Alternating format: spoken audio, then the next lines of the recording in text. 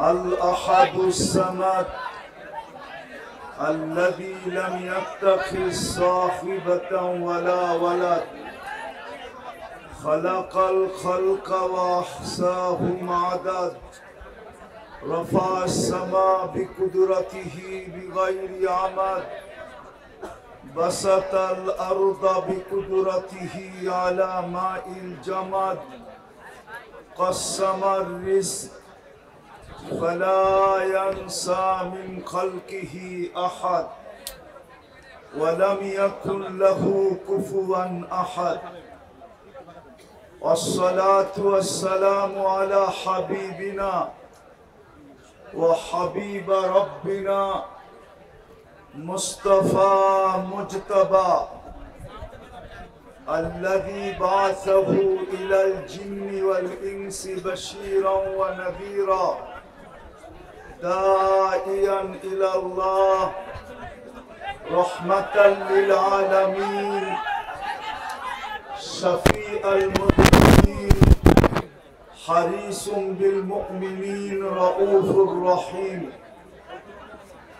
صلى الله عليه وعلى آله وأصحابه وأتباعه صلاة وسلاما كثيرا كثيرا أما بعد فأعوذ بالله من الشيطان الرجيم بسم الله الرحمن الرحيم يا أيها الذين آمنوا اتقوا الله ولتنظر نفس ما قدمت لغد واتقوا الله وقال رسول الله صلى الله عليه وسلم إنكم لتموتون كما تنامون تبعثون كما تستيقظون وتحاسبون بما تعملون أو كما قال عليه الصلاة والسلام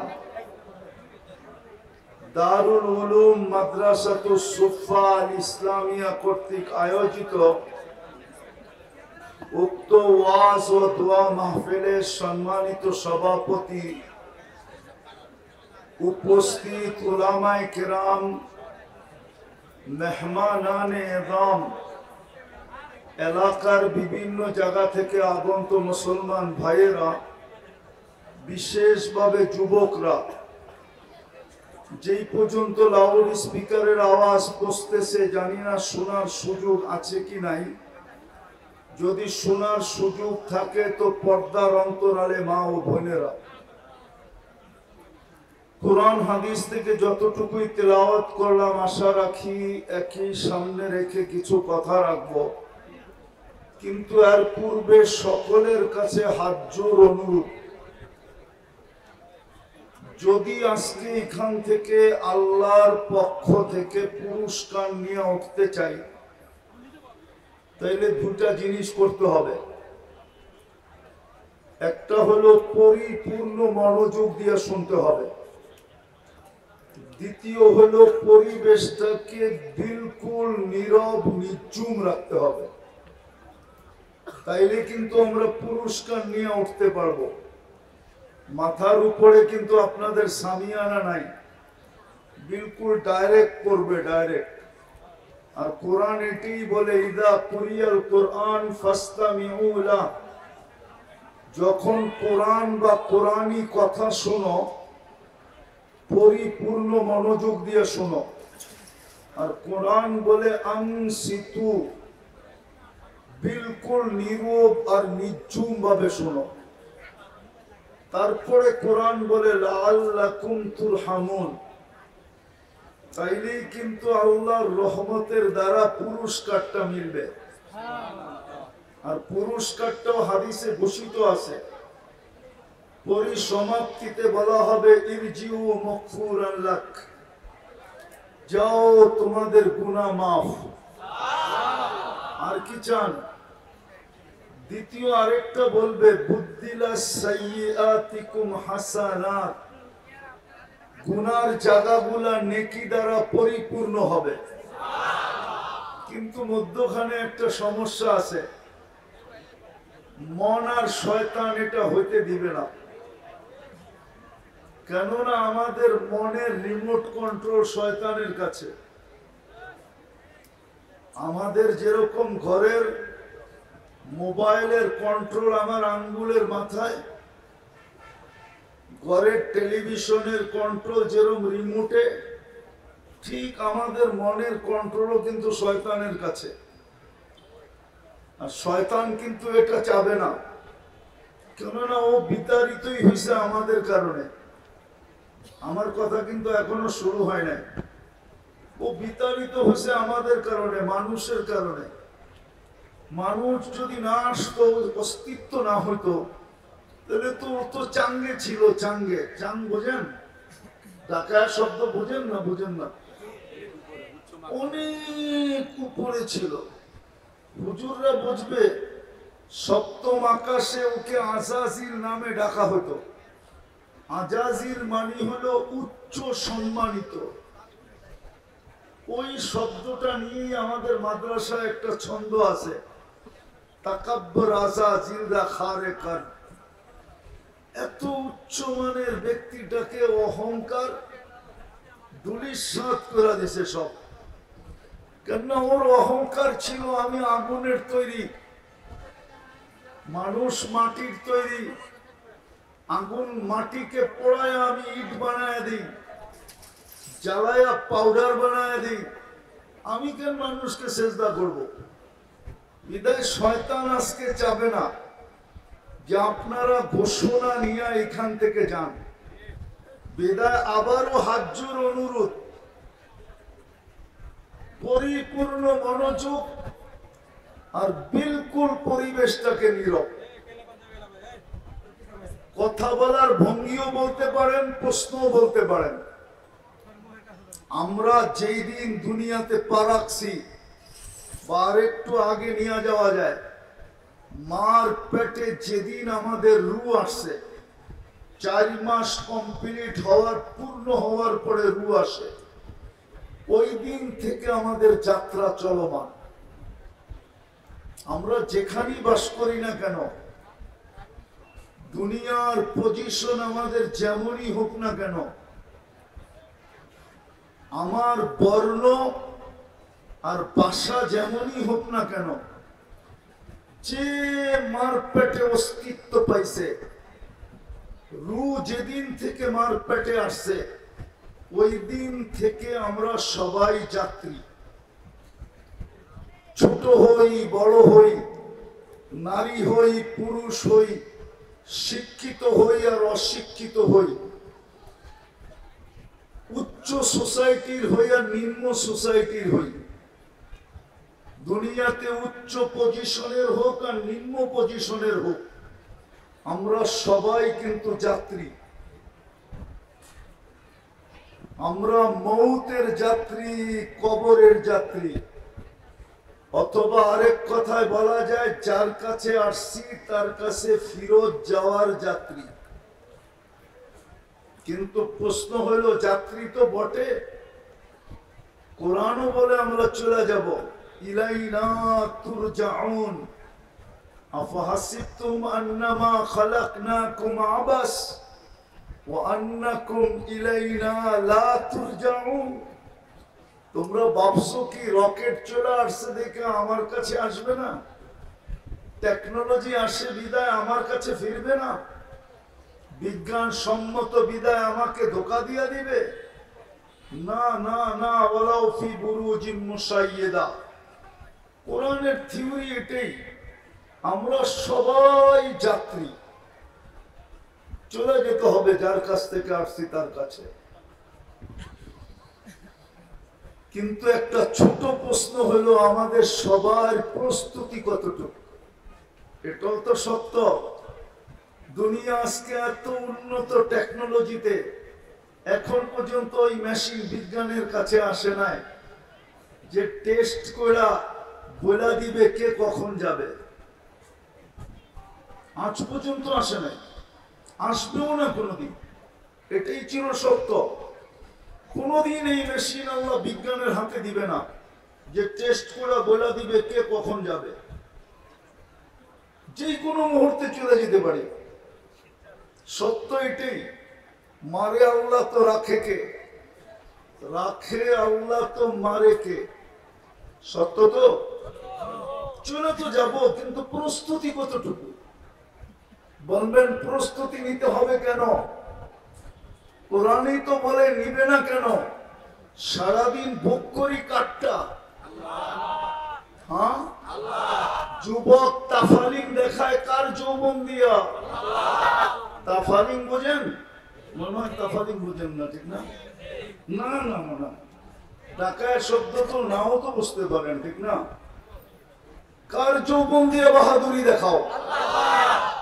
রূপসী কার রূপ দিয়ে বাহাদুরি দেখায়?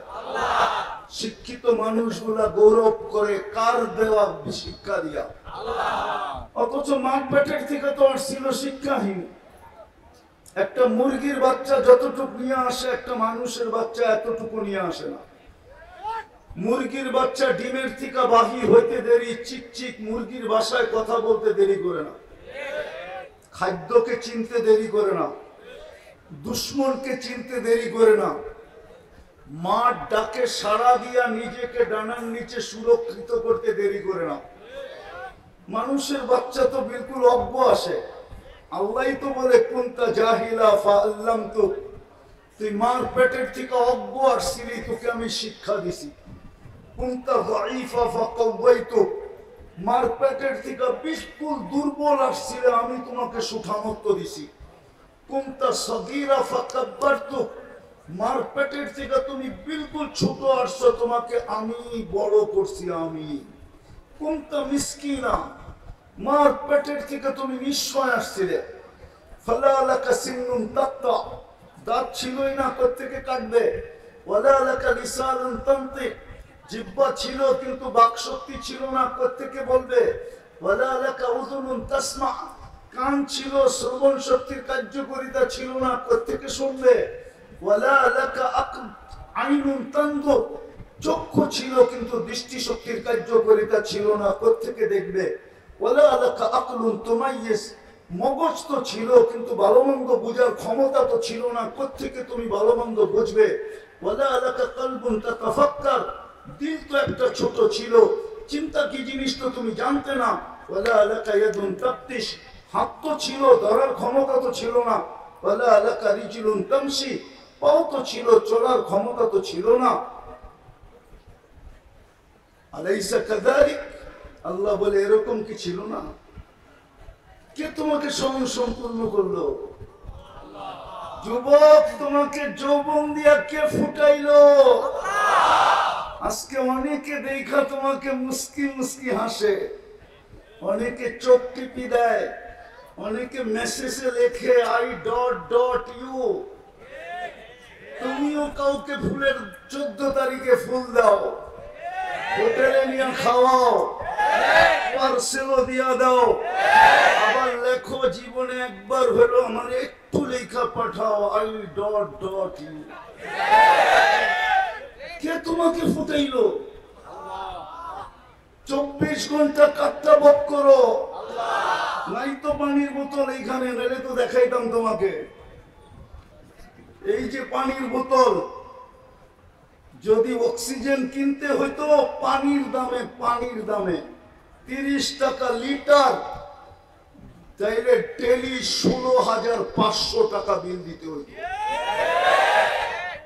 মাসে 4,95,000 টাকা বিল আসতো। যদি বাংলাদেশ সরকার বিদ্যুতে ফ্রি পেড লাগাইতে পারে, কার্ড সিস্টেম করতে পারে, যতক্ষণ কার্ড আছে, টাকা আছে কার্ডে, ততক্ষণ বিদ্যুৎ চলমান, টাকা শেষ বিদ্যুৎ অফ। আল্লাহ তো করতে পারতেন যে যতক্ষণ টাকা ভরা থাকবে অক্সিজেন চলবে, নাইলে অফ। তাইলে তো এই রুডে ডেলি হাজার হাজার শ্রমিক পাওয়া যেত, পড়া আছে রাস্তার ভিতরে। কেউ যদি জিজ্ঞাসা করতো এত মানুষ রাস্তায় পড়ে আছে কেন, বলে অক্সিজেনের বিল দিতে পারে না, এই জন্য পড়ে আছে, অক্সিজেন বন্ধ। সারাদিন কাঠটা বুক করি, কথা লম্বা হবে না, অল্প কথায় বুঝলেই জীবন চেঞ্জ হয়ে যাবে, নইলে কালকে কিন্তু প্রশ্ন উত্তর সম্মুখীন হইতে হবে।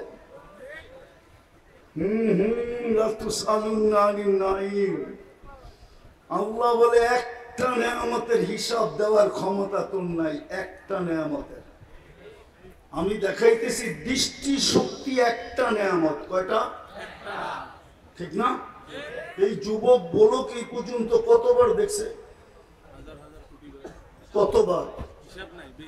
হ্যাঁ, মিলাইয়া দিতে পারবা? হ্যাঁ, কতবার দেখছি, কত জিনিস দেখছি। ও যুবক, তুমি দেখলেই তো 26 কোটি ক্যামেরা ব্যবহার হয়। দুই চোখে 26 কোটি ক্যামেরা, 13 যখন যুবকরা দেখে তো 26 কোটি ক্যামেরা ফিট করে দেখে।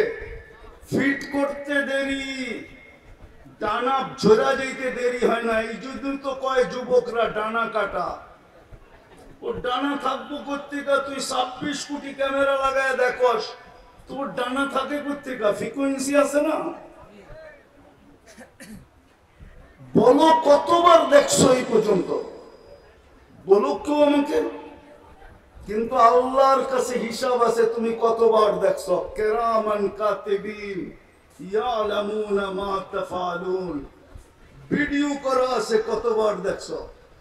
কত জিনিস দেখছি, একটা নেয়ামতেরই তো হিসাব দিতে পারবো না। আমি তো চক্ষু দেখাই না, এরম যদি কান দেখাই, এরম যদি বাকশক্তি দেখাই, এরম যদি ব্রেন দেখাই। ভাবলাম এই পানি এত এই দিন পর্যন্ত কত ফোঁটা খাইছো বলো, কত লিটার গোসলে ব্যবহার করছো বলো। পানিও তো একটা নেয়ামত। বিদায় আমার কথা শুরু। আমরা যাত্রী, যাত্রা চলমান, যে কোনো মুহূর্তে পরিসমাপ্তি করতে পারে। আজকে সূর্য এই কোনাবাড়িতে বলতে বলতে ডুবছে, লান আউদ ফি হায়াতিকা আবাদা। হতে পারে কাল সকালে কেউ তোমরা আমাকে উঠতে দেখবে না। এরকম যারা দুনিয়াতে শত আছে, এক রাত্রে মাটির সাথে মিশে গেছে। গত ডিসেম্বরের আগের ডিসেম্বরে তুর্কিতে এক রাত্রে 1.5 লক্ষ লোক মারা গেছে 7.8 ভূমিকম্প দ্বারা। আমাদের দেশও আসছিল 2013 কি 14 31 নাইটের পরের দিন সমমাত্রার ভূমিকম্প আসছে। আল্লাহ বাংলাদেশকে বাঁচায় দিছে। এই দেশের সাথে আল্লাহর একটা আলাদা মহব্বত আছে। আমার কথা মেনে নাও, এটা প্রমাণ দিতে পারবো আমি। যদি মহব্বতই না থাকতো, করোনার সময় তো সারা দুনিয়া বলছিল বাংলাদেশের মতো বিপর্যয় দুনিয়ার কোথাও হবে না। কিন্তু বাংলাদেশের মতো কম বিপর্যয় দুনিয়ার কোনো দেশে হয়নি। বিপর্যয়ের দিক দিয়া, কম বিপর্যয়ের দিক দিয়া WHO তে 1 নম্বর নাম বাংলাদেশের। যে বাংলাদেশে কোনো বিপর্যয় হয় নাই। বাংলাদেশে এত সুন্দরভাবে করোনার রোগীর দাফন দুনিয়ার কোনো দেশে হয় নাই। বাংলাদেশের কোন করোনার রোগী আলেমদের হাতের ছোঁয়া ছাড়া কবরে যায় নাই। যতগুলা সংস্থা কাজ করছে করোনা নিয়ে, করোনার মৃত্যু, করোনার ব্যক্তিদেরকে দাফন করার ব্যাপারে সব মাদ্রাসার হুজুর আর ছাত্ররা করছে। একটাও বাহিরের দেখাইতে পারবেন না। কে বাঁচাইছে বাংলাদেশকে? বুঝা গেল ভালোবাসা আছে এই দেশটার সাথে। বলমু না রাগ হয়ে যাবেন, না অন্যদিকে নিয়ে যাবেন? আমি আপনাদের স্বাধীনতা দেখি নাই। এই যে স্বাধীনতা গত বছরে আগস্টের, কেন ওই দিন আমি দেশে ছিলাম না। আমি 18 জুলাই চলে গেছিলাম ইংল্যান্ড। যেদিন স্বাধীন হইতেছিল ওই দিন আমি জমিনেই ছিলাম না। 4 তারিখে রাত্রে আমি কানাডা যেতেছিলাম। আমি ছিলাম আকাশে 39,000 ফিট উপরে, জমিনের থেকে নাইমা শুনছি স্বাধীন হয়ে গেছে। কিন্তু পরে যা শুনতেছিলাম, আমি বিলকুল দেশে আসছি সেপ্টেম্বরের 23 তারিখে। মধ্যখানে একদিনের জন্য আসছিলাম, আবার চলে গেছি কোরিয়া। ঢাকা নামছি, একদিন ছিলাম, পরের দিন ফ্লাইট কোরিয়া ছিল আমার। কিন্তু বাইরের থেকে শুনতেছিলাম সবাই ভাবতেছিল যে না জানি দেশটা মাটির সাথে মিশানো যায়। 16 বছরের একটা মায়া আছে না? নাই? নাই না, গৃহযুদ্ধ লেগে যায়। বাহিরের থেকে শুনতেছিলাম, আপনারা শুনতেছিলেন কিনা জানি না। আমি কানাডার থেকে আবার ইংল্যান্ড আসছি, ইংল্যান্ড থেকে আমি মিশর আসছি, মিশর থেকে সৌদি আরব আসছি, বাংলাদেশে আবার কোরিয়া গেছি। সব জায়গায় এক আলোচনা শুনতেছিলাম দেশটা মাটির সাথে মিশা যায় কিনা। কিন্তু আমার বিশ্বাস ছিল কিচ্ছু হবে না। এই দেশটার সাথে আল্লাহর একটা ভালোবাসা আছে, এটারও একটা কারণ আছে। বলবো ইসলামের সর্বপ্রথম কোরবানি এই মাটির নিচে লুকানো আছে। আল্লাহর রাসূল হিজরত করেন নাই, তখন বাংলাদেশে 4 সাহাবী চলে আসছিলেন। বাঙালিরা সাহাবীদের চেহারা দেখা মুসলমান হয়েছে। বাংলাদেশের ইসলামের বয়স আর মদিনার ইসলামের বয়স কাছাকাছি, সমসাময়িক বললেও ভুল হবে না। 4 সাহাবী চলে আসছে, আবু ওয়াক্কাস, ওহাব ইবনে মালিক, কাসিম ইবনে হুযাইফা, উরওয়া ইবনে সাসা। এইখান থেকে 2 জন চিনে গেছেন। আবু ওয়াক্কাস রাদিয়াল্লাহু তাআলা আনহুর কবর চীনে, ওহাব ইবনে মালিক রাদিয়াল্লাহু তাআলা আনহুর কবর মঙ্গোলিয়ার বর্ডারে। কিন্তু 2 জনের কবর ইতিহাসবিদরা বলে এই মাটির নিচে। এই জন্যই মাটির নিচে একটা আধ্যাত্মিক শক্তি লুকানো আছে। একটা কথা বলেই ফেলি, মিডিয়া দিয়ে চলে যাবে। এই মাটি নিয়ে যারা খেলতে চায় না, এই মাটির বৈশিষ্ট্য হলো বেশি দিন খেলতে দেয় না। হয়তো মাটি তাকে কিক মেরা দেয়, কিক বুঝেন, হয়তো বোল্ড আউট করে, নাইলে রান আউট করে, নাইলে ক্যাচ আউট করে, নাইলে ছক্কা মাইরা বাউন্ডারি বাহিরে করে। এটা হলো এই মাটির বৈশিষ্ট্য। কেননা ওই আধ্যাত্মিক শক্তি মাটির নিচে লুকায় আছে। এই জন্য আমার বিশ্বাস, দুনিয়ার কোন পরা শক্তিও যদি আমি আমার ভিতর থেকে বলতেছি এই মাটিতে আসতে চায়, তাহলে আমার বিশ্বাস এই মাটিতে টিকবে না। কেননা এই মাটির নিচে এক আধ্যাত্মিক শক্তি আছে, যেটা ইতিহাসের পাতা খুঁজলে পাওয়া যায়। আরেকটা বাহ্যিক শক্তি আছে। বাংলাদেশে 40,000-এর উপরে হেফজখানা আছে। সুবে সাদেক হওয়ার 1 ঘন্টা আগে এরা ঘুম থেকে ওঠে। বাংলাদেশের এই লাল সবুজের পরিধিটাকে এরা আধ্যাত্মিক সুরক্ষার চাদর দিয়ে ঢাকে। তারপরে কোরআন পড়তে বলে, কোরআন পড়তে বসে। এই জন্য যত দুর্যোগ আসুক বাংলাদেশে, এই বয়সে তো বহুতবার দেখলাম 10 নম্বর মহাবিপদ সংকেত। কেননা ভালো মতে আওয়াজ না, আবহাওয়াবিদদের কাছে 10-এর উপরে কোনো সংখ্যা নেই। 10 মানে কিয়ামত। এই পর্যন্ত বহুতবার উঠাইতে দেখলাম, কিন্তু কয়েকটা কলা গাছ ব্যতীত আর কিচ্ছু পড়ে না, ঠিক না? একবার আমি নিজে ছিলাম, বুলবুল যখন আসে তখন 10 নম্বর মহাবিপদ সংকেত ছিল। আর বুলবুল প্রথম ঢুকছে পাথরঘাটা দিয়া, বরগুনা। ওই রাত্রে আমি পাথরঘাটায় ছিলাম, 10টা-12টা টিনের নিচে ছিলাম। আমার সাথে আরো লোক ছিল মসজিদে। সারা রাত্র দেখতেছিলাম যে বুলবুল ঢুকতেছে, ভাবতেছিলাম কি না কি হয়। কিন্তু সকালবেলা যখন ঢাকার উদ্দেশ্যে রওনা দিছি, রাস্তায় শুধু কয়েকটা কলা গাছ পড়া টেক পাইছি, আর কিচ্ছু পাই না। আরেকটা যুক্তি দিতেছি, আপনি দেখবেন যতগুলা বড় বড় ভূমিকম্প বাংলাদেশে আসছে, সবগুলা শেষ রাত্রে আসছে। 7.8 6.5, 6.2, 6.1, যতগুলো বড় বড় ভূমিকম্প আসছে সব শেষ রাত্রে, একটাও আপনি প্রথম রাত্রে দিনে দেখাইতে পারবেন না। যখন এটাকে সুরক্ষার চাদর দিয়া ঢাকা দেওয়া হয় তখন এই ভূমিকম্পটা আসে।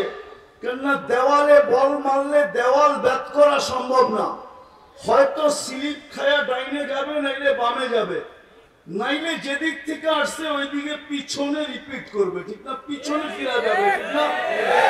বাংলাদেশের ভূমিকম্প ঠিক এরকমই, আজ পর্যন্ত কোনো বিপর্যয় হয় নাই। আর আমি বেড়া বেড়াই বাংলাদেশ নড়ে চড়ে পড়ে না, কোনদিন পড়বে না ইনশাআল্লাহ। কেননা মাটির নিচেও এক আধ্যাত্মিক শক্তি আছে।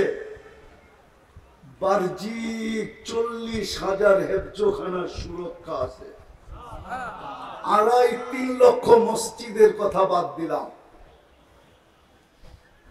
এই দেশের সাথে আল্লাহর একটা মোহাব্বত আছে। কি আছে? নাইলে এই দেশটা বাঁচার কথা না। হ্যাঁ, আপনি দুনিয়া ঘুরেন, তারপরে দেখেন সারা দুনিয়া এটাই বলে এই দেশটা টিকা আছে কি করে। আমি আপনাদের এখানে লোক নিয়ে আসবো আর এলাকার ভিতরে ঢুকাবো, এলাকার পরিবেশ দেখা ও ভাইগা বাহির হয়ে যাবে যে আমি 2 ঘন্টা থাকলে নিজেই মরে যাবো। আর এইগুলা মাসের পর মাস তাগড়া বেঁচে আছে। বরং আরেকটা মজার খবর দিমু, হ্যাঁ দিমু। 2020-এ যখন অ্যান্টিবডি চেক করা হয় তো আমাদের তেজগাঁও বস্তিতে অ্যান্টিবডি পাওয়া গেল 75। কত? 75। আর গুলশানে পাওয়া গেল 65। বস্তিওয়ালার অ্যান্টিবডি গুলশানওয়ালার থেকে 10 বেশি। কত বেশি? 10। কত? 10। মনে হয় কিচ্ছুই বোঝেন নাই। আল্লাহর রহমত আছে আমাদের সাথে। বিদায় আমি আমার আসল জায়গায় আসি। যাত্রী, চলমান যাত্রা, প্রস্তুতি কতটুকু একটু ভাবি। 24 ঘন্টা ভোগ করি আল্লাহটা। আমি প্রযুক্তি দিয়ে মিলায় দিতে পারবো ডেলি 1 কোটি টাকা বিল আসবে। 1 কোটি টাকা যদি আল্লাহ বিল ধরতেন এই দেহটা চালানোর জন্য, ডেলি 1 কোটি টাকা বিল আসবে। যদি অল্প অল্প করে ধরি, যদি পার শ্বাসে আল্লাহ 1 টাকা না 1 পয়সা বিল ধরতেন, ডেলি 1600 টাকা বিল দিতে হইতো। যুবক, তুমি বিল দিতা না চ্যাট করতা, না অ্যান্ড্রয়েড সেট কিনতা, না তুমি ওয়াইফাই বাড়িতে লাগাইতা, না নেট কিনার সুযোগ হইতো? বলো আমাকে। 1600 টাকা ডেলি বিল দিতে হইতো, পার শ্বাসে 1 পয়সা। 16,500, 1,60,000 বার আমরা শ্বাস প্রশ্বাস নিই। বাংলাদেশের শিক্ষিত মানুষগুলার বিবেক তো খুললো না, আমার জাতির তো বিবেক খুললো না। খোলাইতে তো চাইছিলেন যমুনা গ্রুপের মালিক।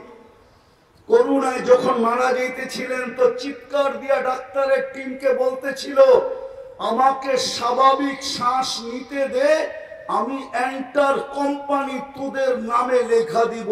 এখনো পেপারে ওটা লেখা আছে।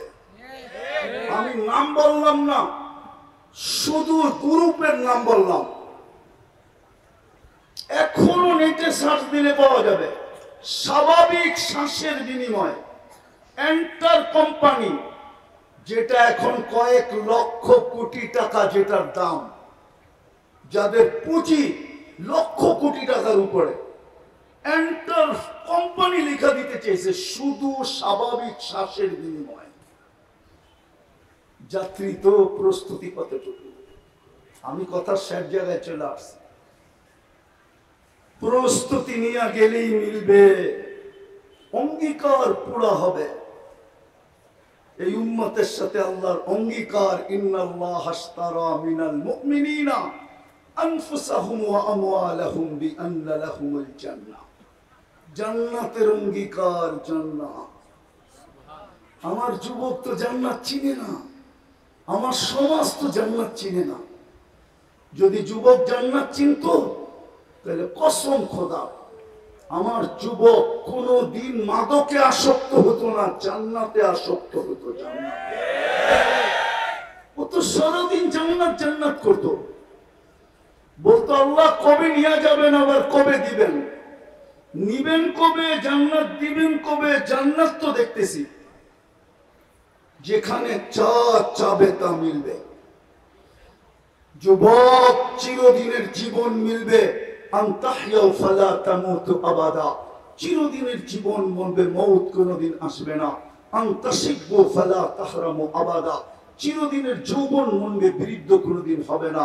আনতাসিহু ফালা তামরাদু আবাদা, চিরদিনের সুস্থতা মিলবে, অসুস্থ কোনদিন হবে না। আনতানামু ফালা তাইয়াসু আবাদা, চিরদিনের নিয়ামত মিলবে, কোনদিন জাররা পরিমাণ কমবে না। তারপরেও তিনটা দিবে, মা তাশতাহি আনফুসুকুম, যা মনে চাবে তা মিলবে। আজকে তো মনে চায়, ঠিক না? চায় না?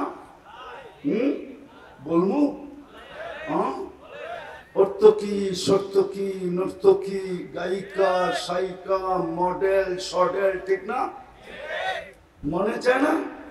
স্বাদ মিটাও কেমনে? খালি মোবাইলে টাচ করে চুমা দিয়া রাগ হয়ে গেল মনে হয়, ঠিক না? এইভাবেই তো স্বাদ মিটাও, ঠিক না? জান্নাতে যেটা মনে চাবে ওটা তোমার। চোখে যেটা লাগবে ওইটাই তোমার। 6ষ্ঠ নাম্বার, এখন চোখে লাগে বেশি তাকাইলে জুতা দেখায়, ঠিক না? তোর কি মা বোন নাই, সাইজ করবো বেশি করে, আর বেশি তাকাইলে প্যাকেট বানায় মিন্নির মতো বাড়িতে পাঠায় দেবো একবারে। জান্নাতে যেটা চোখে লাগবে ওটা তোমার। 7ম নাম্বার একটা আছে, আল্লাহ বানায় লুকায় রাখছে, মাঝে মাঝে শো করবে আর আমাদেরকে অবাক করে দিবে। অবাক। জান্নাত সমুদ্র সৈকত আছে 2টা, বাংলাদেশের লোকে মিল আছে। বাংলাদেশ জান্নাতের সাথে মিল আছে, বাংলাদেশও 2টা সৈকত, জান্নাতেও 2টা সৈকত। বাংলাদেশের একটার নাম কুয়াকাটা, একটার নাম কক্সবাজার। জান্নাতের একটার নাম বাইদাজ, আরেকটার নাম বাইদাক। সকালে এক জায়গায় যাবে, বিকালে আরেক জায়গায় যাবে, ডেইলি যাবে। প্রথম আড্ডা দিবে, তারপরে ওইখানে খাওয়া দাওয়া হবে, কুদরত দিয়ে পাকায় আল্লাহ আইটেম পাঠাবে। যখন বাড়িতে ফিরতে শুরু করবে তো পর্দার ভিতর থেকে বাড়ি করে একটা ছেঁড়া দিবে, বুঝছো না? মনে হয় বোঝে না। চোখে চোখ লাগতে লাগতে দেরি, তোমার বুকে লাগতে দেরি হবে না। আজ পর্যন্ত কেউ দেখে নাই, তুমি ব্যতীত আর কেউ দেখবে না। প্রথম তুমি দেখবে, শেষ তুমি দেখবে, কেউ দেখে নাই। হাঁটু পর্যন্ত, মুষ, কমর পর্যন্ত, আম্বার, কাপ পর্যন্ত জাফরান। চেহারা বানাইছেন হোয়াইট কাফুর দিয়া। 120 ফিট লম্বা হবে, চুলটিও 120 ফিট লম্বা হবে। 3 কিলোমিটার ঘেরের কুচি লাগানো লেহেঙ্গা পরা থাকবে। সুতার লেহেঙ্গা না, নূরের সুতা দিয়া কাপড় বানাবে। আমাদের নবীজি চোখে দেখা ঈশা আমাদেরকে বলছে। জাদু যদি জানতাম যুবক, আজকে সুযোগ ছিল। সামিয়ানা তো নাই, ডাইরেক্ট পর্দা সরায় দেখায় দিতাম তোমাদের, ওই যে দেখ চায় আছে। জাদু তো জানি না। হ্যাঁ, হায় হায়, আল্লাহ রাসূল পায়ের রূপের কথা বলছে। লাউ কাশাফা সাকাইহি লাগাবা দাউ শামস, পাও খোলা দিলে সূর্য চিরদিনের জন্য আলো হারায় ফেলবে। লাউ সাহিকা আলা দুনিয়া লাতানাব্বারাতিদ দুনিয়া কুল্লা, দুনিয়ায় হাসি দিলে সারা দুনিয়া আলোতে আলোকিত হয়ে যাবে। লাউ বাসাদা সাবাতি আবহুর লাসারা আদবা, 7 সমুদ্রে থুতু দিলে পানিগুলা মধুর মতো মিষ্টি হবে। বলো যুবক, ওই ঠোঁটে কিস দিলে কেমন হবে? মনে হয় দিলে লাগে নাই। ওই সময় মনে হয় বুজুর্গ হয়ে যাবে, ঠিক না? এই হুজুররা 40 বছর আগে ছাড়বো না, 40 বছরের আগে। 40 বছর মনে হবে 40 সেকেন্ড। তারপরে গালে চিমটি দিবে আর বলবে খালি ঠোঁট, আর কাহিনী বানায় না আল্লাহ কিছু আমার ভিতরে। চল কামরায় তোরে কাহিনী দেখাই। বেওকুফ, খালি ঠোঁট ধরে বয়ে আসিস, আর কিছু নাই আমার ভিতরে। আলাইসা ফিয়া লাকা রাগবা, খালি ঠোঁট। আলাইসা ফিয়া লাকা রাগবা, আমার ভিতরে তোর জন্য আকর্ষণের আর কিছু নাই। চল কামরায়। বেওকুফ। ও যুবক, ওই জান্নাত দিয়া কিনবো। চলো আজকে প্রস্তুতি নেওয়ার জন্য প্রথমে তওবা করি। তওবা করবা? পাক্কা? আল্লাহ কিন্তু ডাকতেছে। ওলামা আমার সাথে একমত হবে। এখন রাতের 3 ভাগের 1 ভাগ অতিবাহিত হয়ে গেছে। আল্লাহ ডাকতেছে, হাল মিন মুস্তাগফির, কে আসিস মাপ চাবি। আমি চলে আসছি তোদের দুনিয়ার ছাদে। বন্ধুর দিকে তাকায় চলে আসছি, তোদের দিকে তাকায় চলে আসছি, মহব্বতে চলে আসছি। নাইলে আল্লাহ সামান্য পদওয়ালা মানুষকে দুনিয়াতে দেখি, সামান্য পদবিওয়ালা, সামান্য একটু পদওয়ালা ধরা ছোঁয়ার বাইরে চলে যায়। এমন বাপ নিয়ে রাস্তায় চলে, মনে হয় জমিনই পা দিতে চায় না। মালাকুল মউত মনে হয় ওনারা দেখলে ভয় পায়। আর আল্লাহ 99 পদের মালিক শুধু আল্লাহ, যিনি আল্লাহ, যিনি রহমান, যিনি রহিম, যিনি মালিক, যিনি কুদ্দুস, যিনি সালাম, যিনি মুমিন, যিনি মুহাইমিন, যিনি আজিজ, যিনি জব্বার, যিনি মুতাকাব্বিরুল খালিকুল বারিকুল মুসাব্বিরুল গফফারুল কাহ্হারুল ওয়াহ্হাবুর রাজ্জাকুল ফাত্তাহুল আলিমুল কাবিদুল বাসিতুল খাফিদুল রাফিউল মুকিসুল মুদিল্লুস সামিউল বাসীরুল হাকামুল আদলুল লতীফুল খাবীরুল হালিমুল আযীমুল গফুরুশ শাকুরুল আলিয়্যুল কবীরুল হাফিজুল মুকিতুল হাসিবুল জলিলুল